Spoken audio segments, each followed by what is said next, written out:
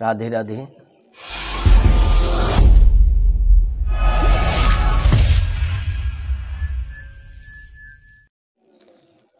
হরে কৃষ্ণ। আমরা যে 16 নাম 32 অক্ষর এই যে হরিনাম সংকীর্তন আমরা প্রতিদিন করি, যে তার যে একটা ব্যাখ্যা আছে। এই যে হরে কৃষ্ণ রাম প্রত্যেকটা কিন্তু অর্থের মানে আছে। তা এখানে হরিদাস ঠাকুর যে এই কৃষ্ণ নাম এই হরি নামে মালায় জপ করে প্রেমাবিষ্ট হতেন, তাহলে নামের মহিমা না থাকলে, নামের অর্থ না থাকলে কেউ তো বিভোর হতে পারেন না। কেউ যদি একটা ছেলে একটা মেয়েকে অন্তর দিয়ে কেউ ভালোবাসে, তখন তার প্রতি আকৃষ্টটা হয়ে যায়। কিন্তু কিসের কারণে হয়? কিছু না কিছু ওর ভিতরে আছে, যার দ্বারা মানুষ আকৃষ্ট হয়ে যায়। প্রাণ পর্যন্ত মানুষ দিতে পারে।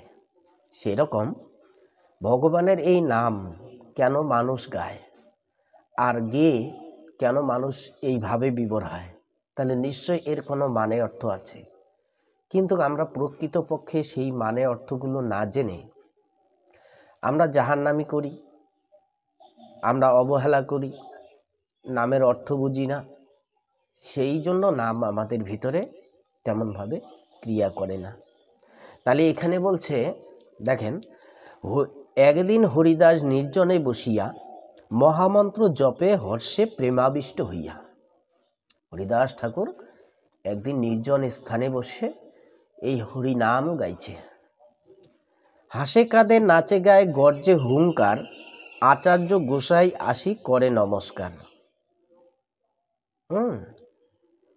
একদিন কি হচ্ছে? হরিদাস ঠাকুর এই হরিনাম গাইছে, হুঙ্কার করছে। এবার আচার্য মানে অদ্বৈত গোসাই এসে তাকে নমস্কার করল।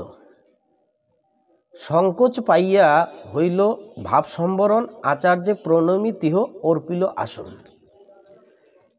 এখন অদ্বৈত যখন করলো, তখন সংকোচিত মানে একটু লজ্জা পেল। তখন নিজের ভাব সম্বরণ করে এবারে প্রণাম করল। করার পর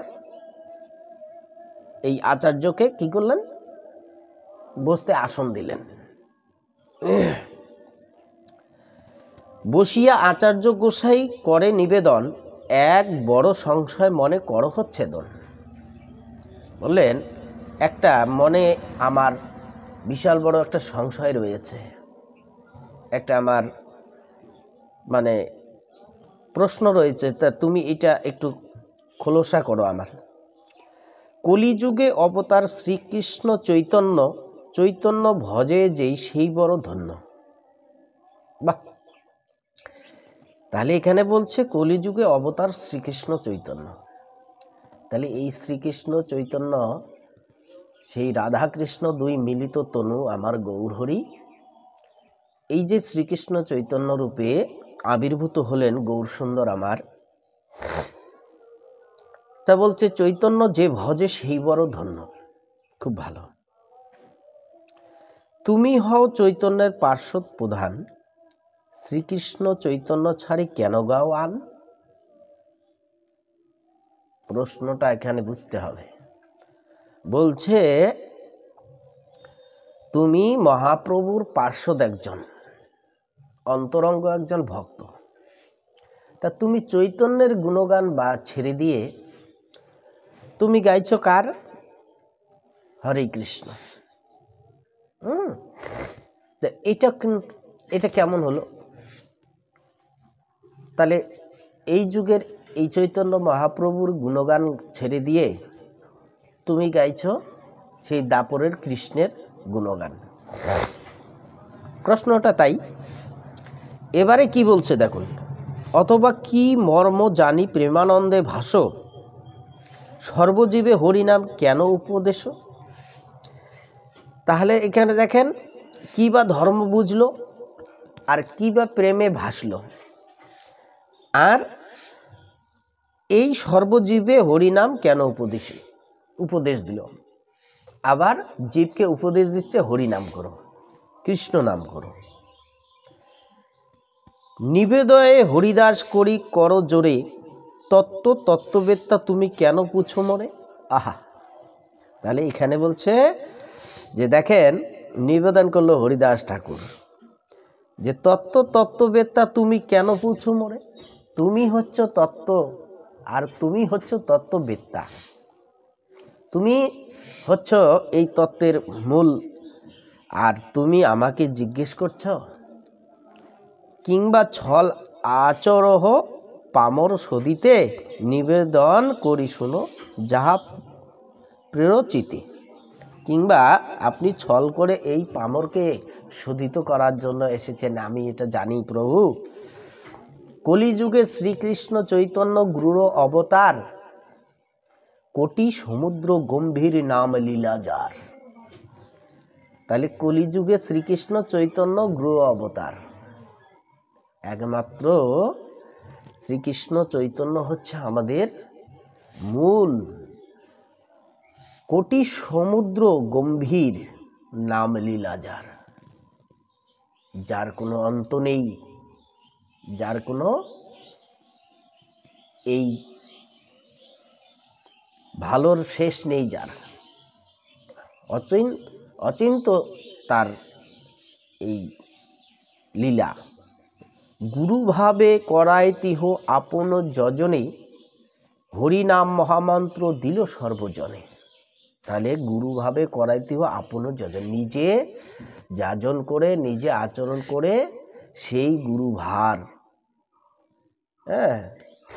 তিনি গ্রহণ করলেন। হরিনাম মহামন্ত্র দিল সর্বজনে, যেই নাম সেই কৃষ্ণ, তাহলে তিনি কৃপা করে এই জীব জগৎকে দিয়ে দিলেন।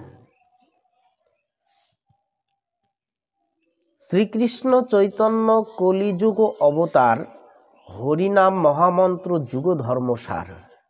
তাহলে এই যে শ্রীকৃষ্ণ চৈতন্য কলিযুগ অবতার, আমাদের কলিযুগের মানে এই যে নামের যে মেন স্রষ্টা, তাহলে শ্রীকৃষ্ণ চৈতন্য মহাপ্রভু।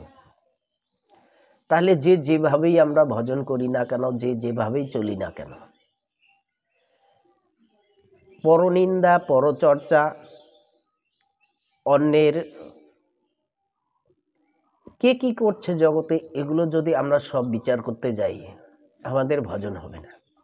দেখেন, আমরাও অনেক সময় মোবাইলে, টিভিতে দেখি ভালো ভালো কীর্তনিয়া, এরা কিভাবে সাধন ভজন করছে জানি না। এরা শুধু লেকচার দিচ্ছে, কে কাকে তলে ফেলানো যায়, কে কত লেকচার করে কারো কাছে ভালো হওয়া যায়, কোন শাস্ত্রে কোন গ্রন্থের নিন্দা করা যায়, এগুলো অনেকটা শোনা যায়। পরনিন্দা, পরচর্চা, এগুলো কেন? মহাপ্রভু তো এগুলো কাউকে করতে বলেনি। যে যেমন, যার গুরু যেমন, তার শিক্ষাও সেরকম, সে সেইভাবে পড়াশোনা করছে, সেভাবে সাধন ভজন করছে। অন্যের হিংসা নিন্দা নিয়ে এইভাবে চর্চা করাটা আমাদের কখনোই ঠিক নয়। কে কত টাকা নিল, কি লোভে পড়ে করলো। দেখেন, কোটি কোটি টাকার মানুষ বৃন্দাবনে সব কিছু ছেড়ে দিয়ে গাছতলায় বসে হরিনাম গাইছে, এরাও হরিনাম করছে। আবার কেউ ছুট বুট পরে, রাজপোশাক পরে হরিনাম গাইছে, এরাও গাইছে। আবার কেউ মধ্যবিত্ত হয়ে ভগবানের সংসার ধর্ম চালাচ্ছে, আবার ভগবানের সেবা করছে, এরাও করছে। কিন্তু যার যেমন মতি তার তেমন গতি। এবার যে যেমন পড়াশোনা করছে, যার মাস্টার, যার গুরু যেরকম, সেভাবে হচ্ছে, করতে থাকে। কিন্তু পরনিন্দা, পরচর্চা, কি কত টাকায়, একজন বেশি টাকায়, একজন কীর্তি নিয়ে বলছে যে বেশি টাকায় এসে কীর্তন করছে সে ভালো কীর্তি নিয়ে না। এটা টাকা দিয়ে নয়, মানুষ তার কিসে দিচ্ছে সেটা আমার বিচার করার দরকার নেই। তুমি যদি নিঃস্বার্থভাবে তুমি ভগবানের সেবা করতে পারো, তুমি যদি দশের সেবা করতে পারো, এটা তো অতি উত্তম। তুমি জগতের কাছে তুমি কিভাবে নিঃস্বার্থ হয়ে কাজ করবে, সেটা তোমার ব্যাপার। আবার কে ধন নিচ্ছে তার তুমি এই গুণগান বা তার এই অপবাদ তোমার করার তো কোনো প্রয়োজন হয় না। কেন? এইভাবে আমরা অনেকগুলো অপরাধে পড়ে যাই। ভালো কীর্তন জেনে ভালো ভগবত বেত্তা হয়ে কী লাভ? আমি যদি পরনিন্দা পরচর্চাই করলাম, তাহলে আমার এইসব দিয়ে কী লাভ? এই জন্য কে কী করে করুক জগতে, তাকে শাসন করা যাবে? বড় বড় লেকচার মারছেন আপনারা, তো এবারে আপনারাও তো সেই সাধুর দলেই আছেন। আপনি আর একটা সাধুর নিন্দা করছেন, এইভাবে কীর্তনে আসরে বসে লেকচার দিচ্ছেন। এবারে যদি ধরা যায় আপনি কি আচরণ করছেন, তাহলে বলবেন কি আচরণ করতে লাগে না? যে যেমন সঙ্গ করে, যে যেমন মহাজন ধরে, তার তেমন বেচা কিনা হয়, এটা তার ব্যাপার। এই জন্য কারোটা, এই জন্য 64 অঙ্গে ভক্তিতে লেখা আছে, এইভাবে পরিষ্কার লেখা আছে 64 অঙ্গে ভক্তিতে, যে অধিক শিষ্য না করিব, বহু গ্রন্থ কলাভ্যাস না করিব, অন্নদেব অন্য মানে পরনিন্দা পরচর্চা এগুলো না করিব। তা সেই যদি আমি আমার মানে কেলি বাড়ানোর জন্য, আমার দাম বাড়ানোর জন্য আমি লেকচার মেরে গেলাম, না জানে আমি সব কিছু জানি আর মানুষ জানে না, এটা করলে তো হবে না। কে কি করে করুক, সেটা তুমি যদি ভালোটা জানো, তুমি ভালো শিক্ষা দাও, ভালোভাবে কথা বলো, অন্যকে শাসন করার কোনো প্রয়োজন হয় না। এটাই হচ্ছে মূল কথা। হরে কৃষ্ণ। তাহলে এখানে বলছে দেখেন শ্রীকৃষ্ণ চৈতন্য, তাহলে মহাপ্রভু যে ধরনের দিল, তুমি সেটা শিক্ষা দিয়ে যাও মানুষকে, দেখো এইভাবে করতে হয়। এখন কে কি করছে তার আঙ্গুল তুলে তুমি কজনকে শাসন করবে? তুমি বলো না মহাপ্রভু এইভাবে বলছে, এগুলো আমাদের করতে হয়। এখন যদি সে না করে, তার হিসাবটি সে দেবে, তার অপবাদের, তার অন্যায়ের হিসাব সে দেবে। তুমি তো গিয়ে ওখানে বিচার করতে পারবে না, তাহলে বলার কি আছে? সেও না জানে কয়েকখানি শাস্ত্র পড়েছে, তুমিও পড়েছ, আমিও পড়েছি। তাহলে যদি কেউ পড়ে যদি নিজেকে নিজে ঠিক না হয়, তাহলে সে জায়গায় হিসাব দিবে। কিন্তু তুমি বলারটা ঠিক বলে যাও, অন্যকে নিন্দা করে নয়। তাহলে এখানে বলছে শ্রীকৃষ্ণ চৈতন্য কলিযুগ অবতার, হরিনাম মহামন্ত্র যুগ ধর্মসার। তাহলে এবার চৈতন্য মহাপ্রভু যা বলছে আমাদের সেইভাবে প্রত্যেকটা মানুষকে বলছে, প্রত্যেকটা জীবকে এইভাবে বলছে। এখন করণীয়টা তার তার ব্যাপার। সে যদি বুঝেও পড়েও যদি না করে, সেটা তার ব্যাপার, সে তার সাজা ভুগবে। এখানে বলছে আবার মহামন্ত্রে শ্রীকৃষ্ণ চৈতন্যে ভিন্ন কবু নহায়, নামে নামই ভেদ নাহি সর্বশাস্ত্রে কয়। তাহলে দেখেন, যেই নাম সেই কৃষ্ণ, মহামন্ত্রে শ্রীকৃষ্ণ চৈতন্যে ভিন্ন কবু নয়। তাহলে এই মহাপ্রভুর নাম, যে যিনি শ্রীকৃষ্ণ চৈতন্য, আর যে নাম গাইছে, এ আর এনার মধ্যে তো কোনো ভেদ নাই। বলছে কোনো তফাৎ নেই, নামে নামই ভেদ নাহি সর্বশাস্ত্রে, নাম নামই অভেদ, এটা সর্বশাস্ত্রে বলছে। তাহলে যেই নাম সেই কৃষ্ণ, তাহলে চৈতন্য মহাপ্রভুর নাম গাওয়া হচ্ছে। তাহলে এখানে সেই এই যে হরে কৃষ্ণ কৃষ্ণ কৃষ্ণ হরে হরে, হরে রাম রাম রাম হরে হরে। এখন এই যে হরে কৃষ্ণ রাম, তাহলে এই যে আমাদের 16 নাম 32 অক্ষর আছে, এর ব্যাখ্যাগুলো আমরা পরবর্তী ভিডিওতে, পরবর্তী পর্বতে আমরা শুনতে পাবো, বা এখানে আমি আলোচনা করব।